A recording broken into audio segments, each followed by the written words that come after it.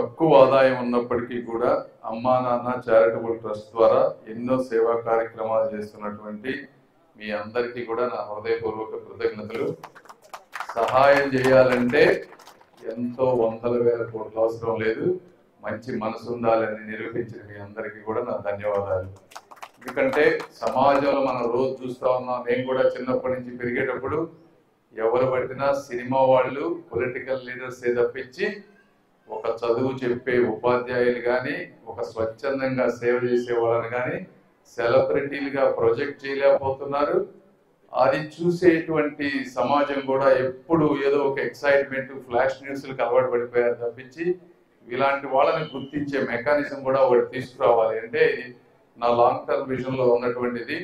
ఆ రోజు నందమూరి తారక రామారావు గారు గొప్ప గొప్ప వ్యక్తుల విగ్రహాలన్నీ ట్యాంక్ బండి మీద పెట్టించారు. ఎందుకు పెట్టించారంటే వాళ్ళని చూసి ఆ వ్యక్తులలో ఉన్నటువంటి లక్షణాలు మనుషులకు స్ఫూర్తిదాయకంగా ఉంటాయి, తప్పుడు పనులు చేయకుండా అవి ఆపుతాయనే ఉద్దేశంతో చేశారు.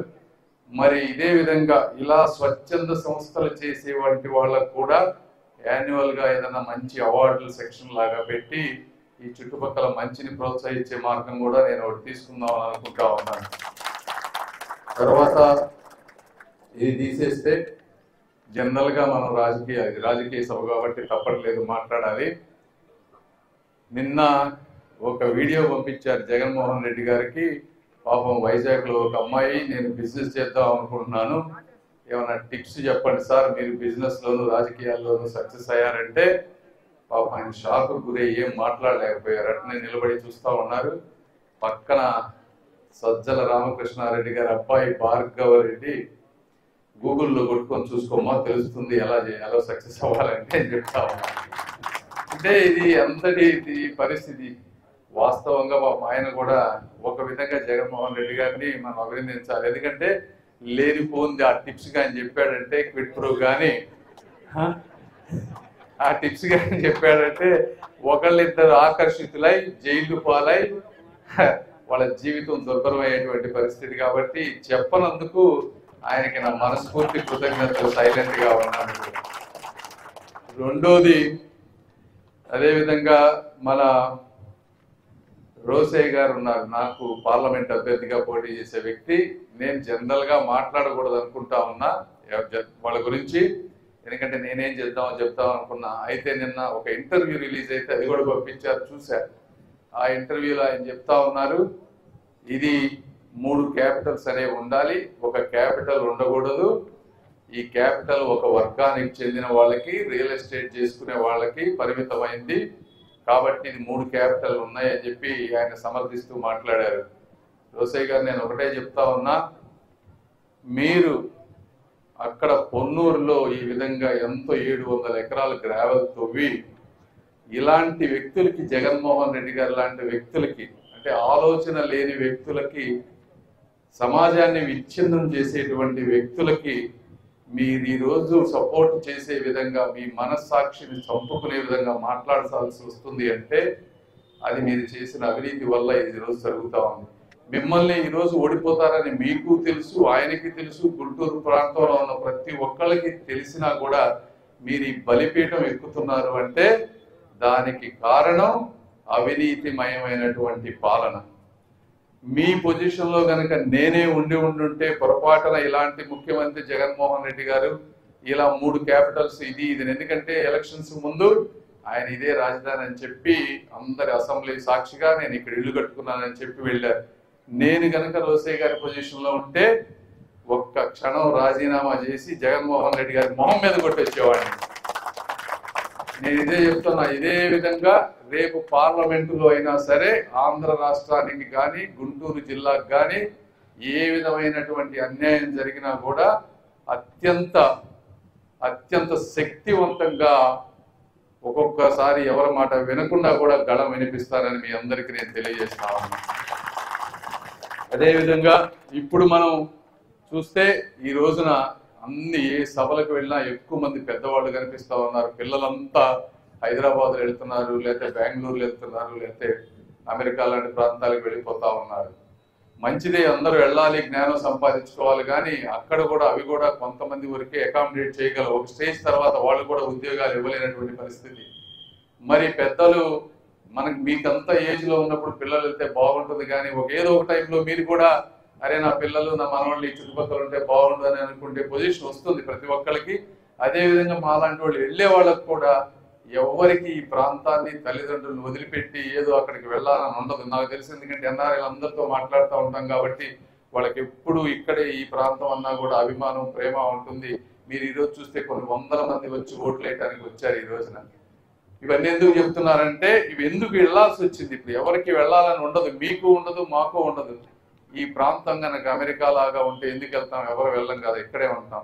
అలాంటి పరిస్థితి తీసుకొచ్చే విధంగా రాజధానిని కానీ గుంటూరు చుట్టుపక్కల ప్రాంతాన్ని కానీ ఇక ముందు ముందు ఇక్కడి నుంచి తక్కువ వెళ్లే విధంగా లేదా వెళ్ళిన వాళ్ళని వెనక్కి రప్పించే విధంగా వచ్చే 20-30 సంవత్సరాల్లో ఈ ప్రాంతంలో చేయబోవడంలో నా పాత్ర ఉంటుందని కూడా మీ అందరికీ నేను తెలియజేసుకుంటా ఉన్నా. అదేవిధంగా ఇక బేసిక్స్ ఉన్నాయి మనకి ఈ ప్రాంతానికి కావాల్సినవి. ఏమేంటి అంటే జనరల్ గా వాటర్, ఈరోజు వాటర్ కూడా ఇవ్వలేనటువంటి పరిస్థితి. పక్కన కృష్ణానది ఉంది, ఇన్ఫ్రాస్ట్రక్చర్ ఉంది. దానికి కారణం అవినీతి అధికారులు, రాజకీయ నాయకులు కుమ్మక్కయి అసమర్థతతో ఏం పట్టించుకోకుండా ప్రైవేటు ట్యాంకర్ల మాఫియాతో కుమ్మక్కవడం వల్ల ఈరోజు నీళ్లు ఇవ్వలేనటువంటి పరిస్థితి. మరి బ్రిడ్జెస్ ఉన్నాయంటే బ్రిడ్జెస్ కి స్టేట్ గవర్నమెంట్ కొంత డబ్బు ఇస్తే సెంట్రల్ గవర్నమెంట్ డబ్బులతో రెండింటినీ కలపాల్సిన పరిస్థితి. డ్రైనేజ్ ఉంటే అదే పరిస్థితి. 500 కోట్ల రూపాయలు ప్రధానమంత్రిగా రిలీజ్ చేస్తే 400 కోట్ల స్టేట్ గవర్నమెంట్ ఇస్తే 900 కోట్లతో ఈ చుట్టుపక్కల ప్రాంతం అంతా కూడా డ్రైనేజ్ సమస్య పూర్తయ్యేది. ఈ డ్రైనేజీలు కానీ బ్రిడ్జెస్ కానీ రోడ్స్ కానీ జగన్మోహన్ రెడ్డి గారు పట్టించుకోరు. ఎందుకంటే ఇవి వ్యక్తిగత ప్రయోజనాలు కాదు, వీటికి ఓట్లు ఉండవు. వ్యక్తిగత ప్రయోజనాలు అంటే 3,000 5,000 ఒక వ్యక్తికి వేస్తే అది జగన్మోహన్ రెడ్డి గారు వేసినట్టు ఉంటుంది. కాబట్టి వాళ్ళకి వేస్తారు తప్పించి ఈ మౌలిక సదుపాయాల మీద ఏమాత్రం దృష్టి పెట్టరు కూడా. ముందు కూడా అదంతా ఓట్ల రాజకీయం. కాబట్టి మీలాంటి వ్యక్తులు ఏంటంటే అందరూ ఓట్లు వేయాలి. మీరు కూడా తెలుగుదేశం పార్టీ కూడా ఇలానే అరే వీళ్ళు కూడా మనకు ఓట్లు వేయట్లేదు, మనం కూడా ఓట్ల రాజకీయానికి వెళ్దామని అనుకుంటే తిరగటానికి రోడ్లు, తాగటానికి నీళ్లు, చివరికి పీల్చడానికి గాలి కూడా మీ ఎవరికి ఉండదని నేను తెలియజేసుకుంటా ఉన్నా. అందరూ ఈ ఓట్ల రాజకీయాన్ని పేదవాళ్ళకి అర్థమయ్యే విధంగా చెప్పాలి. రోడ్లు ఎవరు వేయరు, దేవుడు చంద్రమండలం నుంచి ఇంకొకటి వచ్చి వేయడు. అది కూడా ప్రజా మౌలిక సదుపాయాలు డబ్బులతో వేయాల్సినవే. అది సంక్షేమం అన్ని కూడా ఇంపార్టెంట్. ఉద్యోగాలు తీసుకురావాలన్నా ఇండస్ట్రీస్ పెట్టాలన్నా కూడా దానికి ఎంతో కృషి ఉంటుంది. ఒక బలమైన నాయకుడు ఒక బలమైన ఆశయంతో 10 సార్లు వెళ్ళి ఒక ఇండస్ట్రీ వ్యక్తుల్ని కలిస్తే ఒక ఇండస్ట్రీ వస్తుంది తప్పించి మనం ఇంట్లో కూర్చొని ఎవరినో వచ్చే పెట్టుబడి పెట్టబడితే గుంటూరు ప్రాంతంలో పెట్టడానికి ఇదేం ఒక అద్భుతమైన నగరం కాదు. ఎందుకంటే హైదరాబాద్, బెంగళూరు లాంటి ప్లేసులు, పూణే ఎట్లాంటివి ఎన్నో డెవలప్ అయి ఉన్నాయి తప్పించి అక్కడికి వెళ్తారు. ఎందుకంటే అక్కడ ఉద్యోగస్తులు దొరుకుతారు, ఈజీగా ఉంటుంది. కాబట్టి ఇక్కడ ఈ ప్రాంతంలో ఒక ఇండస్ట్రీ తీసుకురావాలంటే దానికి ఏదో ఒక వ్యక్తి కఠోర శ్రమ చేయాలి. వచ్చే వాళ్ళు కూడా ఎవరు పెడతారంటే ఈ ప్రాంతం మీద ఈ మట్టి మీద ప్రేమ ఉన్నవాడు పెడతాడు తప్పించి లాభాపేక్ష చూసుకునేవాడు ఎవడు ముందుకు రాడు. అయితే వచ్చే రోజుల్లో చంద్రబాబు నాయుడు గారు గత 5 సంవత్సరాల్లో 100 సంస్థలతో మాట్లాడి ఎంతో కొంత తీసుకొచ్చారు. విట్ కానీ అమృత్ కానీ ఇంకొకటి కానీ అక్కడికి వచ్చినాయి అంటే దానికి విపరీతమైన కృషి ఉంది. చంద్రబాబు నాయుడు గారు 5 సార్లు 10 సార్లు వాళ్ళని కలిస్తే అవి ఆ రోజు వచ్చాయి. రేపు కూడా ఇదే విధమైనటువంటి పరిస్థితి మేమందరం వెళ్ళి మళ్ళీ వాళ్ళందరికీ రీఅష్యూరెన్స్ ఇచ్చి మళ్ళీ జగన్మోహన్ రెడ్డి గారు రారు, ఈ ప్రాంతంలో ఇబ్బంది మీకు ఉండదని ఒక నమ్మకం కలిస్తే తప్పించి ఒక్క ఇండస్ట్రీ కూడా వచ్చేటువంటి పరిస్థితి లేదు. బట్ ఏదైనా ఎంత కష్టమైనా కూడా మేము ఆ ప్రయత్నం చేసి చుట్టుపక్కల ప్రాంతంలో అభివృద్ధి కానీ ఉద్యోగాలు కానీ తీసుకొచ్చేటువంటి పరిస్థితిని తీసుకొస్తామని కూడా మీ అందరికీ తెలియజేస్తా ఉన్నా.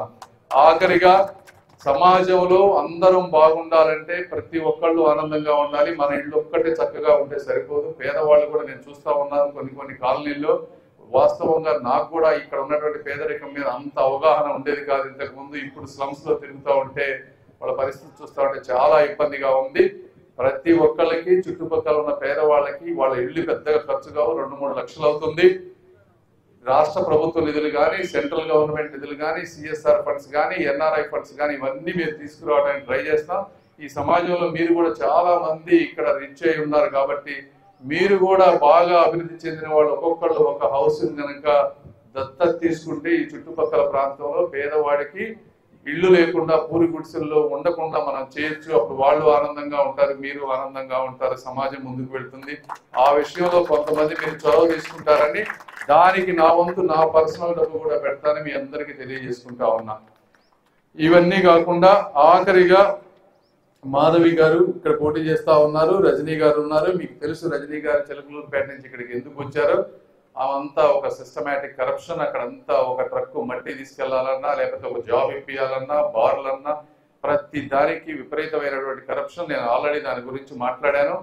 వాళ్ళు ఆ కరప్షన్ చేసి మీరు చూసుంటారు, ఆ ఫ్లెక్సీలు అవన్నీ ఎట్లా వేశారో. మేము ఫ్లెక్సీలు వేసాం, కానీ వేసిన దానికి ఒక పద్ధతి, మీకు ప్రజలకు ఇబ్బంది లేనటువంటిది, మున్సిపాలిటీ పర్మిషన్ లో ఉన్నటువంటి వాటికి ట్యాక్సులు కట్టి ఒక పద్ధతి ప్రకారం వేస్తే ఆ అవినీతి సొమ్ము తెచ్చి ఎక్కడ పడితే అక్కడ ఫ్లెక్సీలు వేసి వాళ్ళు ఇష్టం వచ్చినట్టు చేసుకుంటా పోతా ఉన్నారు. ఈ విధమైన కేబుల్ టీవీలో కరప్షన్, రేషన్ షాపుల్లో కరప్షన్. ఈ కరప్షన్ డబ్బుతోటి వస్తే మళ్ళీ దాన్నే అలవాటుగా చేసుకొని మళ్ళీ ఎలక్షన్లో గెలవాలని చూస్తారు. బిజినెస్ పీపుల్ దగ్గరికి వస్తారు, వచ్చి మీ అందరినీ కూడా లంచాలు అడిగేటువంటి పరిస్థితి. కాబట్టి మాధవి గారు లాంటి వ్యక్తులు వాళ్ళు ఇంతకు ముందు ప్రజా జీవితంలో ఎక్కువ లేరు, ఏ అవినీతి సొమ్ము లేదు. హాస్పిటల్స్, రియల్ ఎస్టేట్ ఏదో కష్టపడి వాళ్ళు సంపాదించుకున్నారు.